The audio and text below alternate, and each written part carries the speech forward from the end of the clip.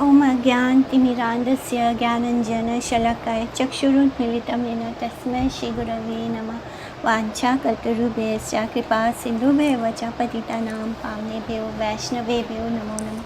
जय श्री कृष्ण चैतन्य प्रभु नित्यानंद श्री अद्वैत गदाधर शिवासादि गौर भक्तवृंद। हरे कृष्ण कृष्ण कृष्ण हरे हरे, हरे राम राम राम हरे हरे। कल हम पहुँच गए श्लोका नंबर 141 चैप्टर 20 मध्यखंड। तो इसमें क्या बताया था कि जो साधु जो डाकू होते हैं वो क्या करते हैं, अगर वो किसी को सुनसान जगह पर पाते हैं तो उनको हथियारों के द्वारा मोहित करके, यानी उनको हथियार का भय दिखा के मारने का डर उत्पन्न करा के क्या करते हैं, उन लोगों का धन अपहरण करते हैं, चोरी करते हैं। लेकिन जो ऐसे साधु सन्यासी होते हैं जिन्होंने सन्यास किसके लिए लिया है, केवल धन अर्जित करने के लिए, अपनी जीविका यापन करने के लिए। तो ऐसे जो ढोंगी होते हैं, जो शूद्र आचार वाले व्यक्ति होते हैं, जिन्होंने तपस्वी का भेष धारण किया है, वो लोग क्या करते हैं, उनको कपटाचारी कहा गया है, जो मर्म भेदी वाक्यों के द्वारा ऐसे इमोशनल बातें करके वेदों की बातें करेंगे और उन वाक्यों के द्वारा क्या करते हैं, लोगों को मोहित करते हैं और फिर उन लोगों के धन को हरण करते हैं। इस तरह उनमें और डाकुओं में कोई अंतर नहीं है। दस्युगण और ऐसे कपटाचारी जो तपस्वी होते हैं उनमें कोई अंतर नहीं है। शूद्रा प्रतिग्रहिष्यन्ति तपोवेशोपजीविनः धर्मं वक्ष्यन्त्या धर्मज्ञा अधिरूह्योत्तम आसनम। भालरे आई से लोका तपस्वी देखीते साधु निंदा सुनी मारी आए भालमते।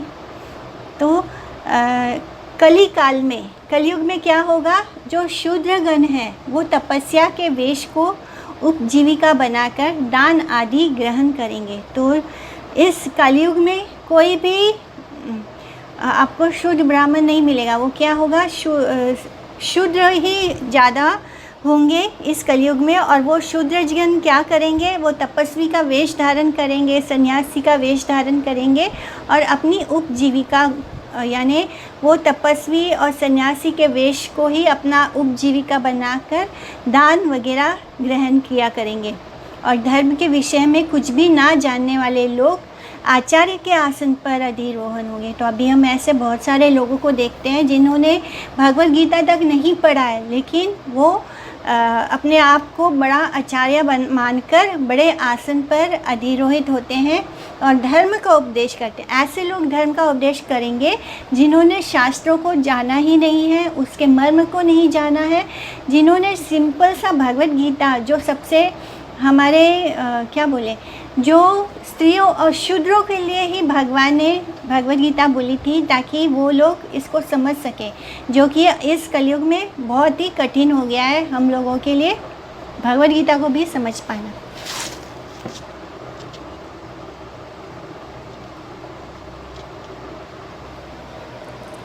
तो ऐसे लोग जिन्होंने शास्त्रों को पढ़ा ही नहीं, जो जानते ही नहीं कि धर्म क्या है, वो धर्म के विषय में कुछ ना जानने वाले लोग क्या करेंगे, आचार्य के आसन पर बैठ जाएंगे और धर्म का उपदेश करेंगे। जब ऐसे लोग धर्म का उपदेश करेंगे तब क्या होगा, तपस्वियों के दर्शन करने लोग क्यों जाते हैं, ताकि हमारा मंगल हो, इसलिए हम तपस्वी साधुओं के दर्शन करते हैं। लेकिन यहाँ पर क्या होगा, क्योंकि कैसे गलत लोग साधुओं के आसन पर बैठे हैं, विराजमान हैं, तो वहाँ पर अगर हम जाएंगे तो क्या होगा, वहाँ पर साधु निंदा सुनकर क्या होगा, सर्वनाश को ही प्राप्त करेंगे। तो तपस्वियों के दर्शनों को लोग भले के लिए जाते हैं, परंतु वहाँ साधु निंदा सुनकर वो सर्वनाश को प्राप्त करेंगे। तो ये कलयुग में ऐसा होगा कि जो शूद्र होगा वो ब्राह्मण बनकर रहेगा और ऐसे ही शूद्र लोग क्या करेंगे, तपस्वी का वेश को अपनी उपजीविका बनाकर उससे दान वगैरह ग्रहण करेंगे। और जो धर्म के बारे में नहीं जानते हैं वो आचार्य बनकर धर्म का उपदेश करेंगे, और जो लोग उनके दर्शन करने जाएंगे क्या होगा, वो भी साधु निंदा का हिस्सा बन जाएंगे और अपना सर्वनाश करेंगे। साधु निंदा सुनीले सुकृति है श्रेय, जन्म जन्म अधापात वेदे ऐकय। वाटो यारे सबे मात्र एक जन्मे मारे, जन्मे जन्मे शने शने निंदा के संहारे। साधु निंदा श्रवण करने से सुकृति का क्षय हो जाता है, यानी नाश हो जाता है। वेद कहते हैं कि इससे जन्म जन्म में अधपतन होता है, यानी जन्म जन्मांतर तक हम लोग उसकी सज़ा को भुगतते हैं। अगर हमने किसी साधु वैष्णव की निंदा का श्रवण किया तो क्या होगा, हमारा जन्म जन्म अमंगल हो जाएगा, अधपतन होगा। बटमार लुटेरा तो केवल एक ही जन्म में मारता है, परंतु निंदक का संहार तो क्षण क्षण में जन्म जन्मांतर तक होता रहता है। जो लुटेरा होता है वो केवल हमको एक बार में मारेगा, लेकिन जो ये साधु निंदा करने वाले लोग हैं, अगर ये ऐसे निंदक के मुख से जब हम उनकी वाणी सुनते हैं साधु निंदा की, तो क्या होगा, हमारा जन्म जन्म खराब हो जाएगा। जो अनेक व्यक्ति समन्वयवाद की छलना से साधु गुरु वैष्णव की निंदा सुनकर भी मौन रहते हैं, उनका अनेक जन्मों तक अधपतन होता रहता है। तो जहाँ पर साधु निंदा हो रही है, अगर हम उनको जवाब नहीं दे सकते हैं तो उस स्थान को तुरंत छोड़ देना चाहिए। अगर हमारे में इतनी क्षमता नहीं है कि हम सामने वाले को शास्त्रों के द्वारा उनको उपदेश कर सके, तो हमें वो स्थान तुरंत ही छोड़ देना चाहिए। कभी भी साधु निंदा नहीं सुननी चाहिए। तो जो साधु गुरु वैष्णव की निंदा सुनकर भी मौन रहता है, क्या होता है, उनका अनेक जन्मों तक अधपतन होता रहता है, यानी जन्म जन्मांतर तक उनका पतन होता है। उन लोगों का सारा सौभाग्य क्षीण हो जाता है, यानी एक पल में जितनी भी सुकृति अर्जित की थी वो सब क्षीण हो जाएगा। निंदां भगवता शृण्वन् तत्परस्य जनस्य वा, ततो नापैति यासो अपि यात्यधा सुकृति अच्युत। यानी पूरी हमने जो जन्म जन्म लगा दिए हैं सुकृति अर्जित करने में, वो सुकृति केवल एक चीज़ से ख़त्म हो जाएगी, वो है साधु निंदा सुनने से। साधारण दस्युगण प्रायश्चित ना करने तक अपने द्वारा किए गए पूरे कर्मों का फलस्वरूप क्लेश भोगते हैं। यानी जो लुटेरे होते हैं वो अपने एक ही जन्म में किए गए बुरे कर्मों का फल या क्लेश भोगते हैं, परंतु नैसर्गिक स्वभावगत पापिष्ट जन विष्णु और वैष्णवों से विद्वेष करके प्रतिफल हर क्षण अनंत काल तक कष्ट भोगने को विवश हो जाते हैं, यानी उनका हर पल हर क्षण कष्टमय होता है। उन लोगों की दुष्प्रवृत्ति अनुशन भगवान एवं भक्तों की निंदा करने के कारण उन्हें अशेष यांत्रणाएं प्रदान करती है, यानी इतनी अनंत उनको पीड़ा और तकलीफ़ भोगना होता है अगर उन लोगों को जिन्होंने साधु निंदा की है। इनफैक्ट जो लोग उसको सुनते हैं, जो उनका साथ देते हैं, उन्हें भी भोगना पड़ता है। अतएव निंदक सन्यासी वाटो यार है तेओ अनंत दुराचार। अतएव इसलिए निंदक सन्यासी और बटमार, इन दोनों में निंदक सन्यासी बटमार से भी अनंत गुना अधिक दुराचारी है। यानी कोई पॉकेट मार हो तो हम उसको गलत इंसान बोलते हैं कि ये गलत है, लेकिन अगर हम तुलना करें एक निंदक सन्यासी और बटमार की, पॉकेट मार की तुलना करें तो क्या होगा, वो उस बटमार से भी ज़्यादा दुराचारी वो निंदक सन्यासी है, अनंत गुना अधिक दुराचारी है। अब्रह्म स्तंभवादी सब कृष्णेरा वैभव, निंदा मात्र कृष्ण रुष्ट कहे शास्त्र सब। ब्रह्मा से लेकर तृण आदि सब कुछ कृष्ण का ही वैभव है, इसलिए सभी शास्त्र यही कहते हैं कि निंदा करने मात्र से कृष्ण रुष्ट हो जाते हैं। यानी इस संसार में जो कुछ भी है सब कुछ कृष्ण का ही वैभव है। यानी अगर कोई इंसान हमको अच्छा नहीं लग रहा है तब भी वो भी कृष्ण का ही है, इसलिए हम डायरेक्टली या इनडायरेक्टली कृष्ण की ही निंदा कर रहे हैं, इसलिए निंदा करने मात्र से कृष्ण रुष्ट हो जाते हैं। अनिंदक है ये ते सकृत कृष्ण बले, सत्य सत्य कृष्ण तारे उद्धारे वा हैले। अनिंदक होकर, यानी किसी की निंदा ना करते हुए जो एक बार भी कृष्ण कहता है, कृष्ण उसका सचमुच ही उद्धार कर देते हैं। साधुओं की निंदा का परित्याग करके जो एक बार भी कृष्ण नाम का उच्चारण करते हैं, वे अनायास ही भागवत अनुग्रह को, कृपा को प्राप्त कर लेते हैं। परंतु नाम अपराधी व्यक्ति साधु निंदा करके श्री गुरुपाद पद्मों में अपराध कर बैठते हैं एवं गुरु निंदा करके भगवान के चरणों में अपराधी हो जाते हैं।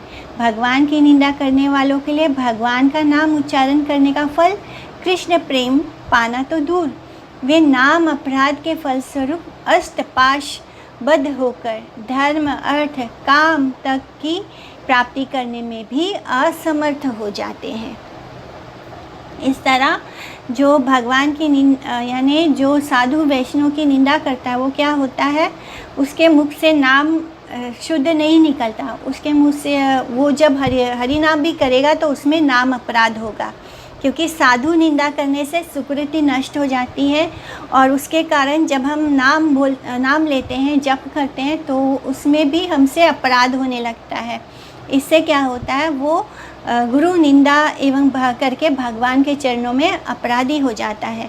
और भगवान की निंदा करने वालों के लिए भगवान का नाम उच्चारण करने का फल कृष्ण प्रेम पाना तो दूर हो गया, वो नाम अपराध के फलस्वरूप क्या होता है, इस संसार में ही बंध जाते हैं और अर्थ, काम, मोक्ष तक प्राप्त करना उनके लिए कठिन, असमर्थ हो जाते हैं। यानी जो मटेरियल चीज़ों के लिए उन्होंने साधु वेश धारण करते हैं, साधुओं की निंदा करते हैं, वो चीज़ भी उनके लिए दुर्लभ हो जाती है।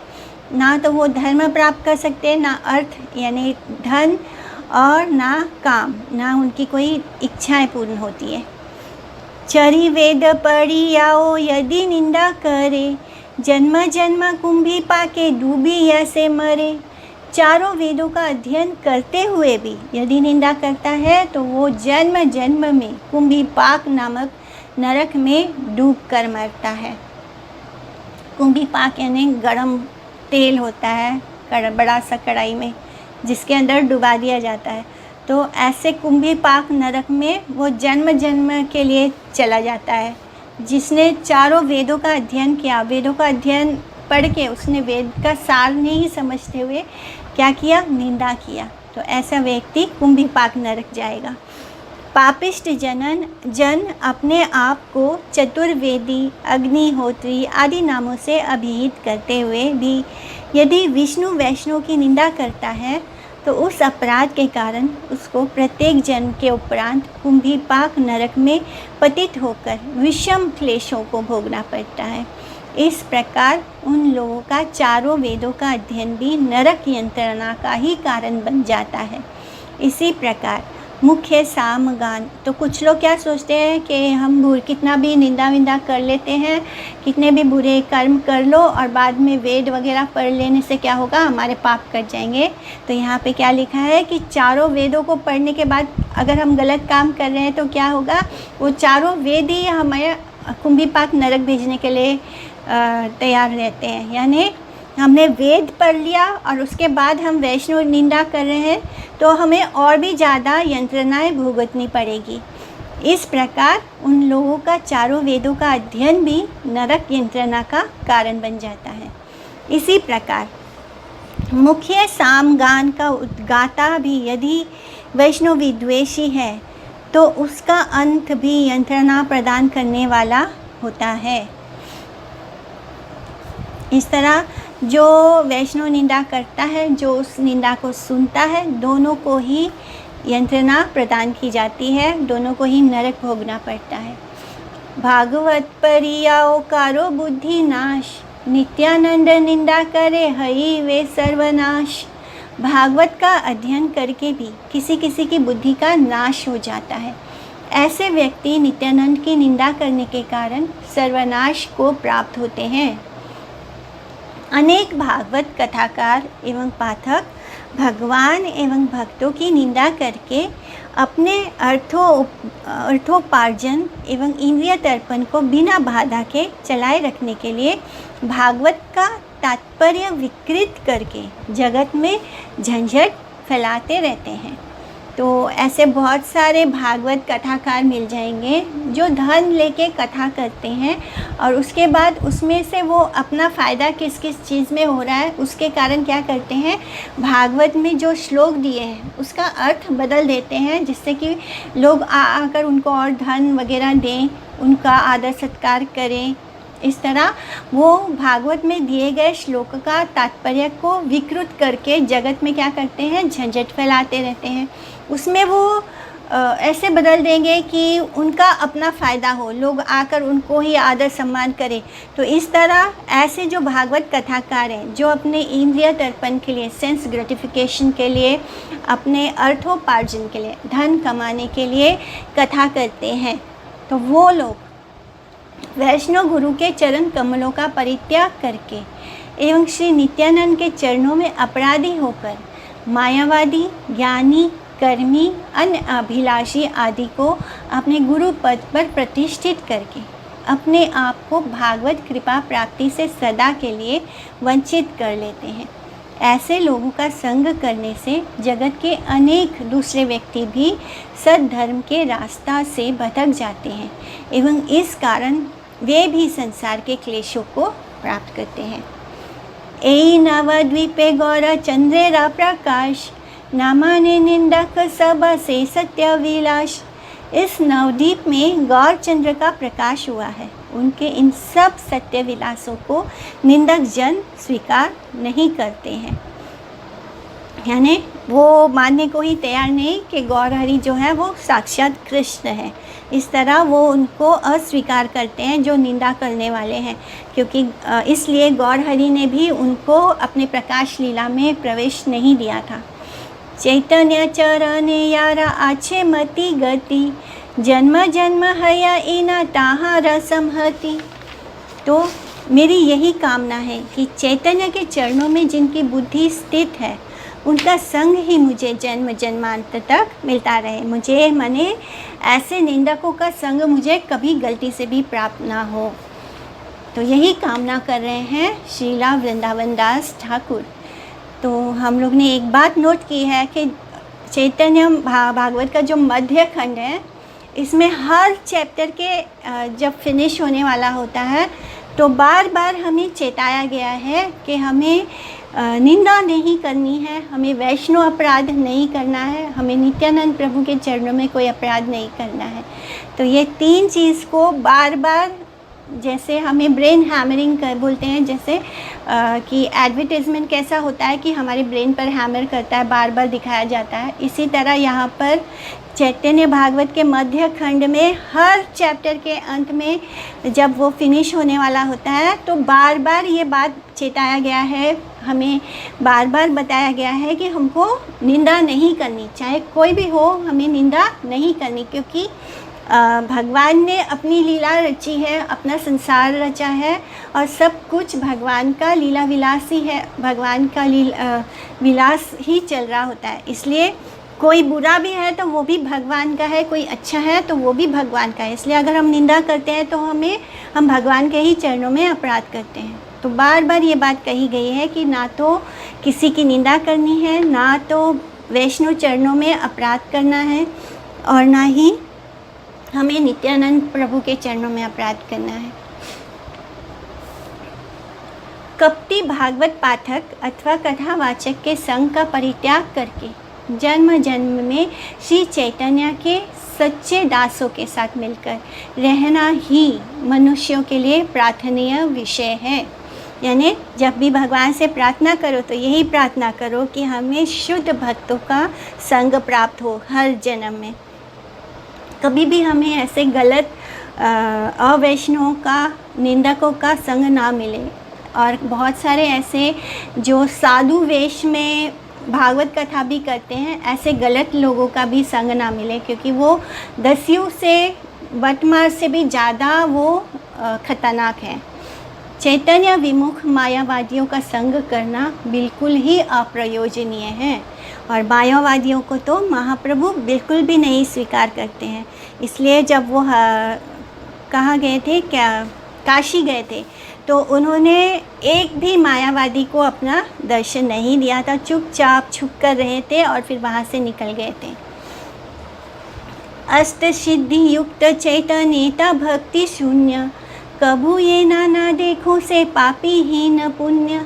चैतन्य में भक्ति ना रखने वाला पापी पुण्यहीन व्यक्ति यदि अष्ट सिद्धि युक्त भी हो, अगर उसके अंदर उसके पास अष्ट सिद्धियाँ भी क्यों ना हो, अगर वो चैतन्य में चैतन्य महाप्रभु में भक्ति नहीं रखता है, तब भी मैं कभी उसके दर्शन करना नहीं चाहता हूँ। यानी अगर कोई कितना भी पहुँचा हुआ सिद्ध महापुरुष क्यों ना हो, सिद्ध महापुरुष यानी वो जो चमत्कार वगैरह भी करते हैं, अगर वो ऐसा व्यक्ति भी क्यों ना हो जिसके पास सारों अष्ट सिद्धियाँ क्यों ना हो, तब भी अगर वो व्यक्ति चैतन्य महाप्रभु की भक्ति ना करे, उनके चरणों में शरणागत ना हो, तो ऐसा व्यक्ति का हमें दर्शन नहीं करना चाहिए। श्रीन पुण्य पापिष्ट व्यक्ति ही चैतन्य सेवा से विमुख होते हैं। जिनके पास सुकृति नहीं होती, जो पापी होते हैं, ऐसे व्यक्ति ही चैतन्य महाप्रभु की सेवा से विमुख होते हैं। यद्यपि साधारण विचार से वे अष्टांग योग सिद्ध पुरुष के नाम से भी प्रख्यात क्यों ना हो, तथापि उन पापिष्टों का मुख देखना भी उचित नहीं है। श्री चैतन्य के प्रियतम दास श्री गुरुपाद पद्म ही हैं, यानी श्री नित्यानंद प्रभु ही हैं। श्री गुरुपाद पद्म के अभिन्न हृदय वैष्णव साधुगण ही अष्ट सिद्धियों को धिक्कार प्रदान करते हैं। वे ही शुद्ध वैष्णव के गुरुवर्ग हैं। अन्य लघु संप्रदायों के प्रति बाहरी सम्मान दिखाकर उन अभक्तों से दूर रहना ही प्रधान प्रयोजनीय विषय है। तो यहाँ पे क्या लिखा है कि जो लोग महाप्रभु के भक्ति नहीं करते हैं, ऐसे जो संप्रदाय के हैं, तो क्या करना है, बाहरी सम्मान दिखाना है, बाहर से उनके साथ अच्छे से भेंट करके उनसे दूर रहना है। किसी के साथ लड़ाई झगड़ा या बहस डिबेट में नहीं करना है हमको। अब भक्तों से दूर रहने का यही तरीका है कि उनके सामने उनसे बहस ना करो, उनको जैसे हम किसी को हाय हेलो करके उनसे पीछा छुड़ा लेना, तो यही करना होता है। ऐसे संप्रदायी लोगों का बाहरी सम्मान दिखाना है, बाहर से उनको खूब सम्मान देके उन अभक्तों से दूर रहना ही प्रधान प्रयोजनीय विषय है। मुरारी गुप्तेरा प्रभु सांत्वना करिया, चलीला आपना घरे हर्षित हैया। मुरारी गुप्त को सांत्वना प्रदान करके प्रभु हर्ष के साथ अपने घर की ओर चल दिए। हेना माटे मुरारी गुप्तेरा अनुभाव, आमी की बलिबा व्यक्त ताहारा प्रभाव। इस प्रकार मुरारी गुप्त के महान अनुभवों का मैं क्या वर्णन करूं, उनका प्रभाव तो स्वयं ही प्रकाशमान है। नित्यानंद प्रभु मुखे वैष्णवेरा तथ्य, किछु किछु सुनीलाम सबार महात्म्य। नित्यानंद प्रभु के श्रीमुख से ही मैंने वैष्णवों के तथ्य एवं महात्म्य के बारे में कुछ कुछ सुना है। जन्म जन्म नित्यानंद हऊ मोर पति, याहारा प्रसादे हैला चैतन्य तरती।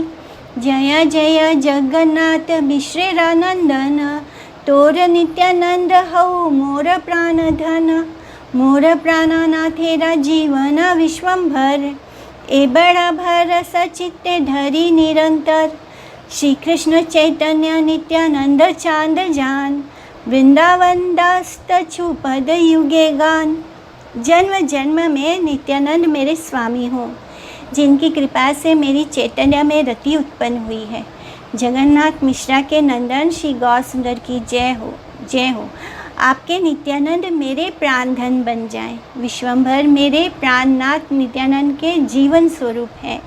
यही मेरे लिए सबसे बड़ा भरोसा है। इसी को मैं सदैव अपने हृदय में धारण किए रहता हूँ।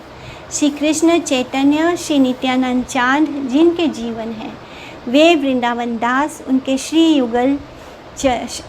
युगल श्री चरणों में उनकी महिमा का गान कर रहे हैं। ग्रंथकार बड़ी आशा लेकर उन श्री गुरु नित्यानंद के चरण कमलों को अपने हृदय में दृढ़ भाव से धारण किए रहते हैं, जिनके सदा उपास्य विग्रह हैं श्री गौर सुंदर। श्री इति श्री चैतन्य भागवते मध्यखंडे मुरारी गुप्त प्रभाव वर्णनम नाम विंशतितमो अध्यायः इति 20 अध्याय का गौड़ीय भाष्य समाप्त होता है, यानी चैप्टर 20 फिनिश हुआ। अब हम बढ़े हैं चैप्टर 21 में, 21 अध्यायः। इसका कथा सार पढ़ लेते हैं, फिर शुरू का कल से करेंगे। इस अध्याय में महाप्रभु का बलदेव भाव, देवानंद पंडित के प्रति महाप्रभु का वाक्य दंड एवं भागवत, तुलसी, गंगा एवं भक्तजनों के साथ भगवान की अभिन्नता आदि वर्णित हुई है। एक दिन महाप्रभु नगर में भ्रमण करते करते सार्वभौम भट्टाचार्य के पिता महेश्वर विशारद के घर के सामने जा पहुँचे। उस समय वहाँ देवानंद पंडित का निवास स्थान था। वे आकुमार ब्रह्मचारी, मोक्षकामी एवं भागवत के महान अध्यापक के रूप में जगत पे विख्यात थे, परंतु भागवत पाठ करते हुए भी भाग्य दोष के कारण वे भक्तिहीन थे। महाप्रभु नगर भ्रमण करते करते मध्यपाई के घर के सामने से गुजरे तो वहाँ मदिरा की गंध मिलने के कारण उनमें बलदेव भाव का उदय हो गया। तब उन्होंने मध्यपाई के घर में प्रवेश करने की इच्छा प्रकट की, परंतु वैसा आचरण श्रीवास पंडित को अच्छा नहीं लगा। इस कारण भक्त की इच्छा के विरुद्ध चलने को अनिच्छुक महाप्रभु ने ऐसा नहीं किया। श्री गौर सुंदर मध्यपाई के घर तो नहीं गए, किंतु मध्यपाई की भांति उन्मत्त होकर हरि कीर्तन करते करते राजमार्ग से गुजर रहे थे। उसी समय मध्यपाई गण भी हरि बोल कहते हुए प्रभु के पीछे पीछे चलने लगे। मध्यपाई यानी शराबी। श्री गौरचंद्र मध्यपाई जनों के प्रति शुभ दृष्टि प्रदान करके कुछ दूर ही चले थे कि उनकी दृष्टि देवानंद पंडित पर पड़ी। तो जैसे ही वो शराबी पीछे पीछे चल रहे थे, हरि बोल कहते हुए वो भी गौर सुंदर को फॉलो करने लगे। गौर सुंदर भी मध्यपाइयों के भांति उन्मत्त होकर क्या कर रहे थे? हरि कीर्तन। तो महाप्रभु ने उनको देखा, उन पर अपनी दृष्टिपात की, शुभ दृष्टि डाली उन पर। तो ऐसे ही चलते चलते उन्होंने दूर देखा कि देवानंद पंडित बैठे हैं। तो उन्हें देखते ही प्रभु को श्रीवास की याद आ गई।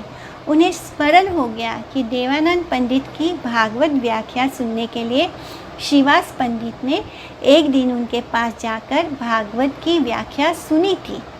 भागवत का प्रत्येक अक्षर प्रेममय है, ये जानकर उस समय श्रीवास का हृदय द्रवीभूत हो गया और उनके अंग में अश्रु, कंप आदि सात्विक विकार उपस्थित हो गए। ये देखकर देवानंद पंडित के छात्रों ने पाठ में बाधा हो रही है ऐसा सोच करके उनको घर से निकाल दिया था। देवानंद पंडित ने भी उस समय छात्रों का ऐसा करने से मना नहीं किया था। इस कारण उनमें वैष्णव अपराध का जन्म हुआ था। पश्चात ब्राह्म्य ज्ञान प्राप्त होने पर श्रीवास पंडित दुखी होकर अपने घर को वापस चले आए थे। तो जो शुद्ध भक्त होते हैं, जब वो श्रीमद् भागवतम सुनते हैं तो उनके अंदर क्योंकि भागवतम का जो श्रीमद् भागवतम का हर शब्द कृष्ण के प्रेम को उपार्जित करता है, यानी हमारे हृदय को द्रवीभूत करता है, उसको सॉफ्ट बनाता जाता है।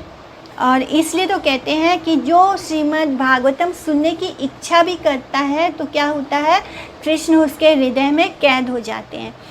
तो इस तरह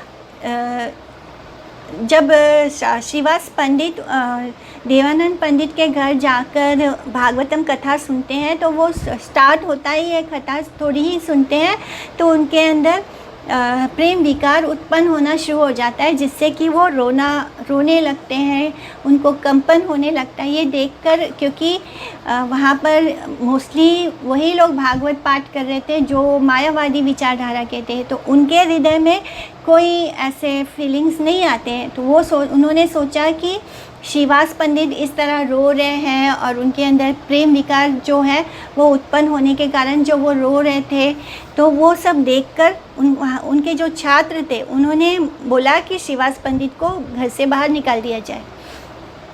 तो जब श्रीवास पंडित को बाद में जब उनको होश आते हैं, जब वो उसमें से बाहर आते हैं, तब भाम्य ज्ञान होता है, बाहरी ज्ञान आने पर तब वो दुखी होकर अपने घर को चले आए थे।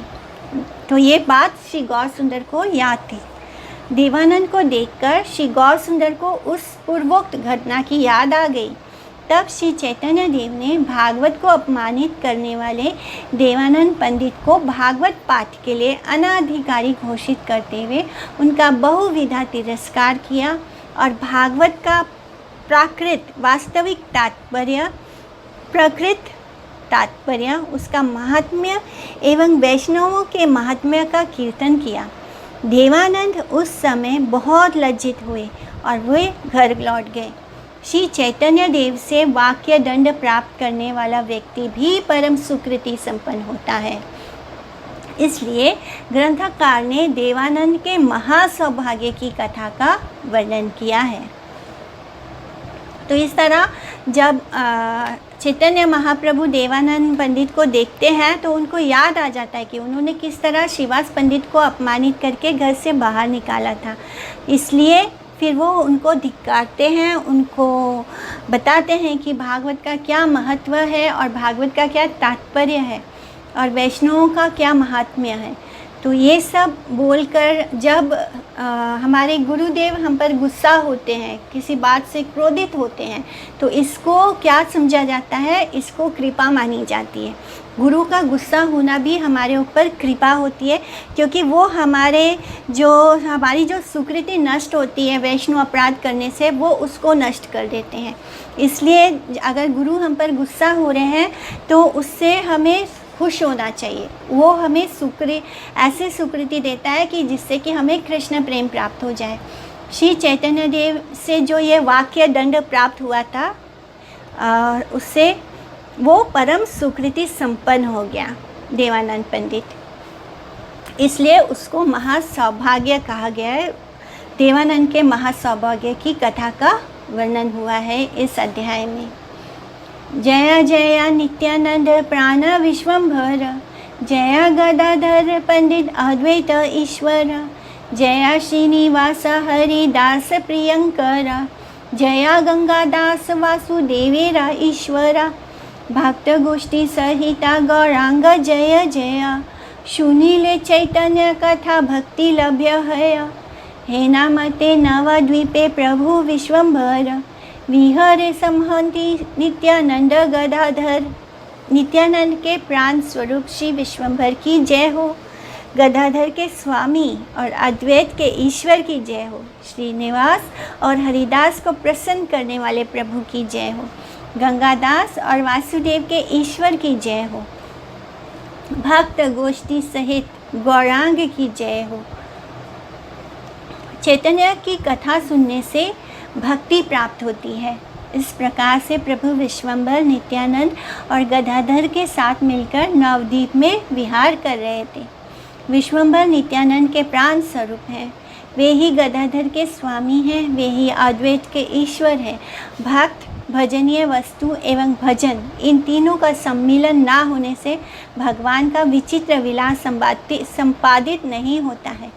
इन तीनों के अभाव से भक्ति विरोधी निर्विशेष भाव या प्रकाश का भाव दिखाई देने के कारण लीला रहित अवस्था ही अवशिष्ट रह जाती है। यानी भक्त, भजनीय वस्तु यानी कृष्ण और भजन, ये तीनों एक साथ होना चाहिए। तो भगवान का ये विचित्र विलास नहीं होता जब तक ये तीनों साथ ना हो, जब तक इनकी जय ना हो।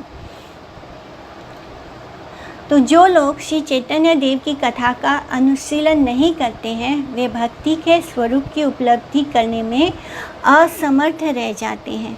जिन लोगों का अज्ञान प्रबल है, वे अभक्त बनकर भागवत सेवा से विमुख हो जाते हैं और उन लोगों को मिथ्या अहंकार दबा लेता है, जो उन्हें भगवान, भक्त एवं भक्ति से कहीं दूर खींच कर ले जाता है।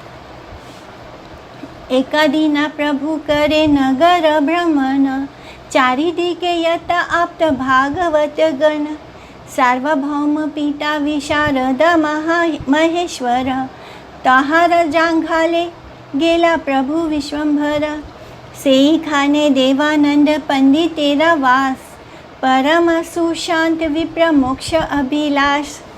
एक दिन चारों ओर से अपने भागवत जनों के द्वारा घिरे हुए प्रभु नगर में भ्रमण कर रहे थे। भ्रमण करते करते प्रभु विश्वम्भर सार्वभौम के पिता महेश्वर विशारद के घर के सामने जा पहुँचे। वहाँ जल प्लावन बाढ़ से घर को बचाने के लिए एक बांध था। वहीं देवानंद पंडित भी रहता था। देवानंद पंडित परम सुशांत और मोक्ष के अभिलाषी ब्राह्मण थे, विप्र थे। जंघाल का मतलब होता है बांध। नवद्वीप मंडल में गंगा की पश्चिम दिशा में कुलिया ग्राम अवस्थित है। उससे थोड़ी दूर पश्चिम में भूमि कुछ निम्न स्तर पर अवस्थित है। इसलिए विद्यानगर में अवस्थित महेश्वर विशारद के घर को बचाने के लिए वहाँ एक बांध वर्तमान था, बांध बना हुआ था, जिससे कि उनके घर में पानी ना आए। मोक्ष अभिलाष और विष्णुपाद पद्म की सेवा प्राप्ति को छोड़कर, मोक्ष अभिलाषी कौन होते हैं? वो लोग जो विष्णुपाद पद्म की सेवा प्राप्ति को छोड़कर जो काल्पनिक निर्विशिष्ट मुक्ति की धारणा है वो अनर्थ युक्त है, व्यक्ति की वासनाओं के अंतर्गत एक धारणा मात्र है। तो ऐसे लोग जो मुक्ति की कल्पना करते हैं, जो भगवान को अस्वीकार करते हैं, जो सेवा कब करेंगे? जब हम उनका अपने आप को दास मानते हैं भगवान के। लेकिन जो लोग अपने आप को ही भगवान मान लेते हैं और जो सोचते हैं कि भगवान का कोई रूप नहीं है, हमें ब्रह्म में विलीन होना है और इसी को वो मोक्ष कहते हैं, तो ये सब मोक्ष ये क्या है? ये केवल धारणा है, ऐसा होता नहीं है। वो लोग कुछ समय तक